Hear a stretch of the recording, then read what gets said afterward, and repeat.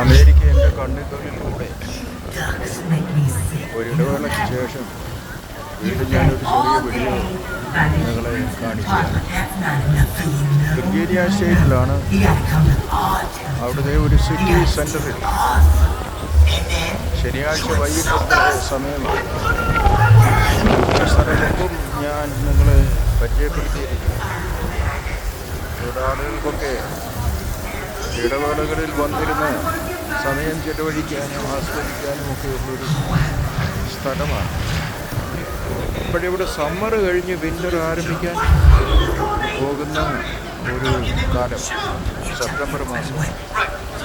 ഒക്ടോബറൊക്കെ ആയിക്കഴിഞ്ഞാൽ ഇവിടെ വിൻ്റർ, ചെറിയ വിൻ്റർ, ഈ സ്റ്റേറ്റിൽ വലിയ വിൻ്റർ ഇല്ലെങ്കിൽ തന്നെയും വിൻ്റർ ആരംഭിക്കും. ഇതൊരു പൊതു സ്ഥലമാണ്. ഈ പൊതുസ്ഥലത്ത് ശനിയാഴ്ച വൈകിട്ട് കുട്ടികൾക്ക് പ്രത്യേകിച്ച് കാണുവാൻ വേണ്ടി ഉള്ളൊരു സിനിമ പ്രദർശനം നടക്കുകയാണ്. അനേക ഫാമിലീസ് വന്ന് അവർ സ്വന്തം വീട്ടിൽ നിന്ന് കൊണ്ടുവരുന്ന ഫോൾഡബിൾ ഒരുമാതിരി ചെയറാണിത്. ആ ചെയറൊക്കെ കൊണ്ടിട്ട് ഇരുന്ന് ആ സിനിമ ആ വലിയ സ്ക്രീനിലൂടെ പ്രദർശിപ്പിക്കും.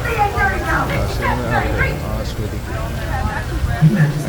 ഇങ്ങനെയും അമേരിക്കയിൽ പരസ്യ സ്ഥലങ്ങളിൽ ആളുകളെ എൻ്റർടൈൻ ചെയ്യാനുള്ള സംവിധാനം ഒരു പട്ടിയാണ്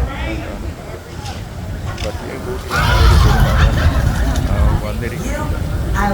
ഇവിടെ ടി വിയിൽ സിനിമ കാണുന്നതിന് അനേക നെറ്റ്ഫ്ലിക്സ് മുതലായ ചാനലുകൾ ഉപയോഗിച്ച് പഞ്ഞമില്ലെങ്കിൽ തന്നെയും ഇങ്ങനെയുള്ള പരിപാടികളും ആളുകൾ വളരെ ആസ്വദിക്കുന്ന ഒരു കാര്യമാണ്.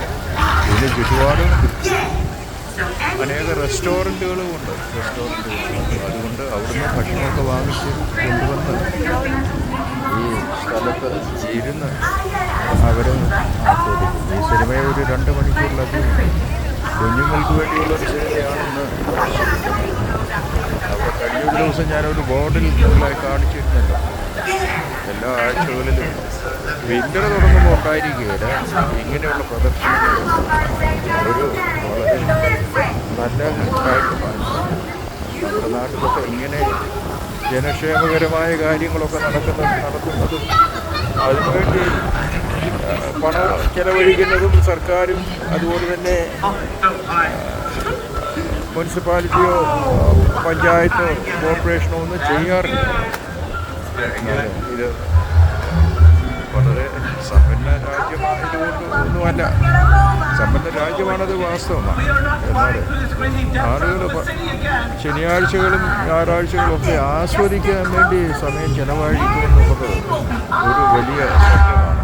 നമുക്ക് ജോലി തിരക്കിനിടയിൽ ഇതിനൊന്നും സമയമില്ലല്ലോ. ഈ ചെറിയ വീഡിയോ ഞാൻ അവസാനിപ്പിക്കാം. ഓക്കെ, വീണ്ടും കാണാം. നമസ്കാരം.